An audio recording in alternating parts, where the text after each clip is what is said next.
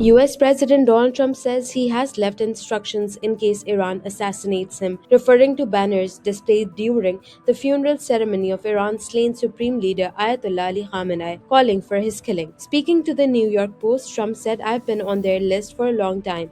That's what we're dealing with." He added that if anything happened to him, his instructions were to literally bomb them at levels that they've never seen before. Trump also claimed Tehran has wanted him dead for years. Meanwhile, Iran's lead negotiator and Parliament Speaker Mohammad Bagher Ghalibaf says Iran will never surrender in its conflict with the United States. He said if the United States walks back from the Memorandum of Understanding, Iran is ready for full-scale defense and will stand firm to defend the rights of the Iranian people. Ghalibaf also said ending the war is a priority for countries around the world, but insisted the conflict would never end with Iran's surrender. He also called on Muslim nations to unite against the United States and Israel. In Pakistan, Prime Minister Shehbaz Sharif held a phone call with Iranian President Masoud Pezeshkian and expressed deep concern over the recent escalation between the United States and Iran. According to the Prime Minister's office, Shehbaz stressed the urgent need to restore regional peace and stability and urged Iran and all other parties to exercise restraint